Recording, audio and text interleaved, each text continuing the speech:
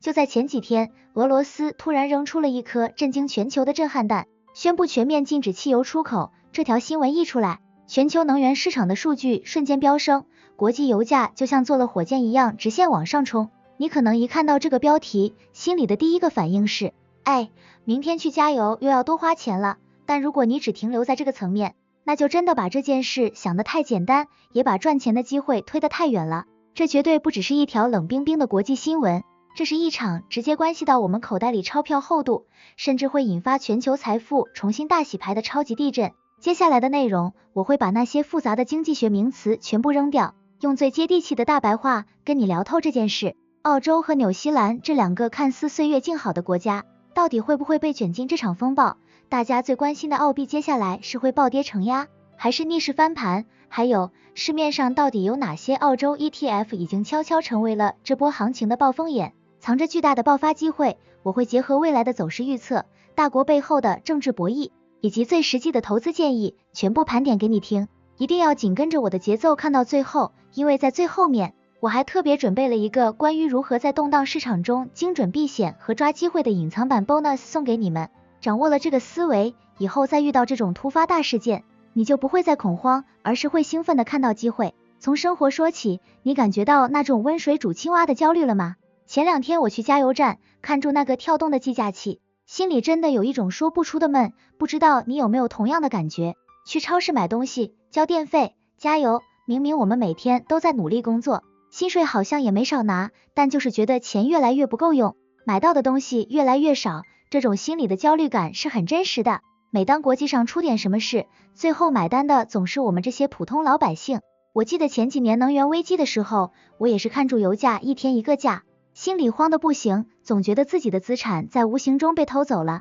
但後來我學到了一個教訓，與其被動的焦慮，不如主動去弄懂遊戲規則。這次俄羅斯禁止汽油出口，到底是怎麼回事呢？我們不用去管那些複雜的供應鏈術語，你就把全球能源市場想象成一個巨大的菜市場，而俄羅斯就是這個市場裡最大或最足的批發商之一。現在這個最大的批發商突然把大門一關，說不好意思，我的貨不賣給外人了，我自己留着用。你想想，市場裡買東西的人還是那麼多，但貨突然少了這麼大一塊，會發生什麼事？剩下的貨肯定會被瘋搶，價格自然就跟着坐地起價。紐西蘭和澳洲真的能獨善其身嗎？很多人可能會想，俄羅斯在北半球，我們在紐西蘭、澳洲，天高皇帝遠的，關我們什麼事？千萬別這麼想，我們的世界早就連成一個整體了。先說紐西蘭，紐西蘭是一個高度依賴能源進口的國家，國際油價一漲，運到紐西蘭的油就貴，油一貴，所有的物流成本、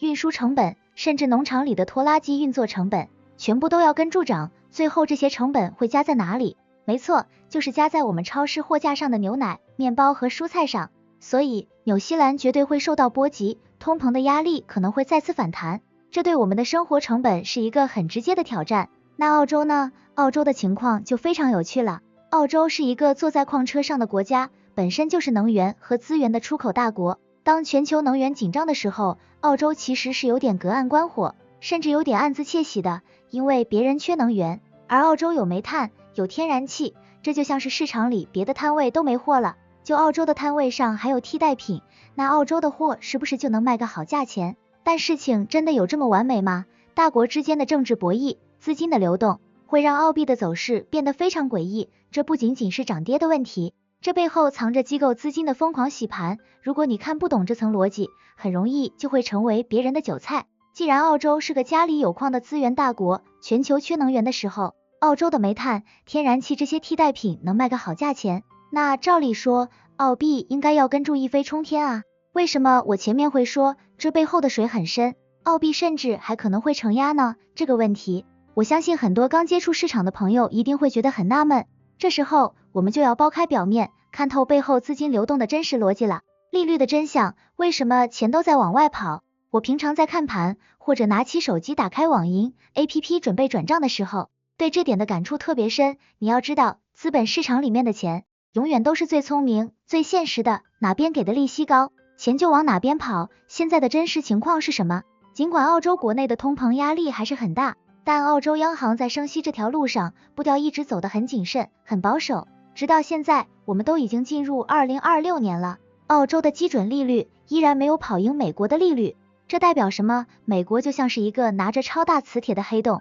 憑着相對較高的利息，把全球的熱錢都源源不絕地吸過去了。所以，儘管澳洲靠着出口資源賺了一筆錢，但因為美國利息比澳洲高，這個巨大的利差實塊壓在上面，澳幣想要評級單一事件直接起飛，難度非常大。而且，一旦俄羅斯這波能源禁令引發了全球市場的恐慌，大家第一個反應是什麼？是避險。投資人會瘋狂地把手裡的資產換成美元來保命。在這種強大的避險情緒和利差劣勢的雙重打擊下，澳幣在短期內不但很難大漲，反而極有可能會被市場按在地上摩擦，承受巨大的貶值壓力。紐幣也是一樣的道理，這對兄弟貨幣現在可說是難兄難弟。真實的痛感，這不僅僅是 K 線圖上的數字。我為什麼對這個匯率這麼敏感？因為這就是我們活生生的日子啊！我前陣子在整理我的投資筆記，順帶一提，我這陣子養成了一個習慣，就是把我的工作桌和書房整理得極度前進。我發現物理空間的井然有序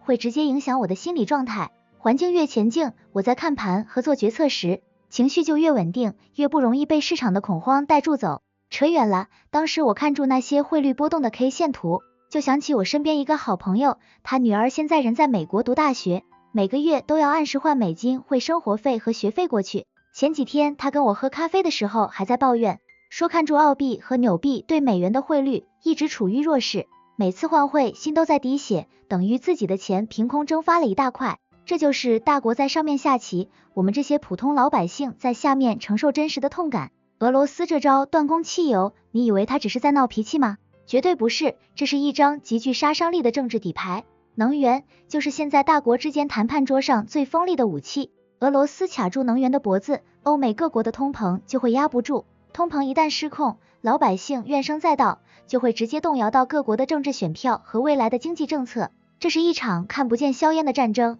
而市場的劇烈震盪就是戰爭的餘波，危機就是轉機，資金正在悄悄布局哪裡。聽到這裡，你可能會覺得有點悲觀，通膨要來了，匯率又不給力，那我們普通人是不是只能等着被收割？絕對不是，我常說一句話，市場越恐慌，機會就越大。剛才我們分析了，澳幣整體雖然承壓，但這並不代表澳洲所有的東西都不值錢。事實上，那些手裡握着真金白銀，掌握着核心資源硬資產的澳洲本土公司，現在做夢都在笑。既然我們改變不了國際大環境，那我們能不能跟住這些最聰明的資金，一起在這個動盪的市場裡吃肉呢？與其把錢放在銀行裡被通膨吃掉，不如我們主動出擊，去買下那些能抵抗通膨，甚至在危機中逆勢大賺的資產。好，現在我們正式進入大家最關心的實戰布局。既然我們已經看清這場由俄羅斯禁運引發的能源震盪，也理解了澳幣在利率差與避險情緒夾擊下的尷尬位置，那麼錢到底該放哪裡，才能在混亂中不止守住，還能增值呢？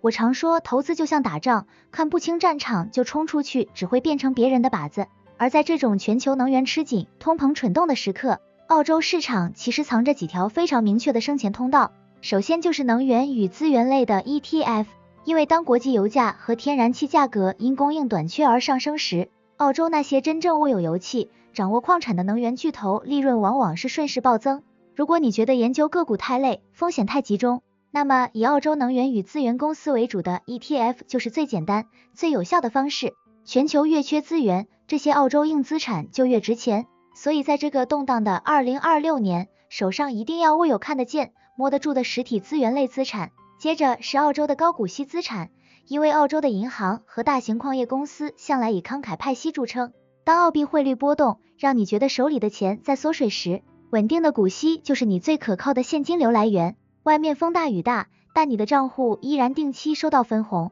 這種安全感是任何短線價差都給不了的。最後不能忽視的就是黃金與貴金屬。俄羅斯禁運帶來的恐慌情緒會讓全球資金自然湧向黃金，而澳洲本身就是全球主要產金國，本地市場的黃金礦業 ETF 以及以實物黃金為基礎的產品，在危機時往往會有亮眼表現。黃金不一定讓你暴富，但它能確保在市場最瘋狂、別人都在虧的時候，你還握有反擊的底牌，就像整理書房一樣。當你的避險資產配置到位，整個財務環境就變得井井有條，面對波動時，你的心態也會完全不同。聊完了布局，我們來大膽預測一下未來的走勢。看看2026年剩下的日子我們該怎麼過。我對未来走勢的判斷其實可以用4個字來概括，那就是波動常態。千萬不要再幻想市场會回到以前那種平平穩穩、一眼望得到頭的日子了。能源危機、政治博弈，還有各國央行之間的利率暗戰，這些因素會像海浪一樣，一波未平，一波又起。但我想告訴你的是，對於有準備的人來說，波動反而是最好的朋友，因為有波動，才會有那些被市場恐慌情緒錯殺的低價機會。如果你問我現在該不該滿倉衝進去，我的建議是，絕對不要滿倉去賭，但在這個節點上，你也絕對不能完全離場，你要做的是主動參與。你可以把資產分成幾塊，一部分留在銀行賬戶裡拿利息。雖然我們前面分析過，澳洲利息暫時沒美國高，但它提供了最基本的流動性和安全感。另一部分則要果斷的布局在我們剛才提到的資源、能源以及黃金 ETF 上，去對沖掉通膨帶來的購買力下降。這裡我要分享一個真實的觀察，最近我發現身邊很多平時不怎麼理財的人，都開始在飯桌上討論油價和通膨了。這在心理學上是一個非常重要的信號。當大眾開始集體焦慮的時候，往往意味着短期內情緒已經到了臨界點。這時候你更要保持冷靜，不要跟着大家一起去搶物資或者盲目拋售資產。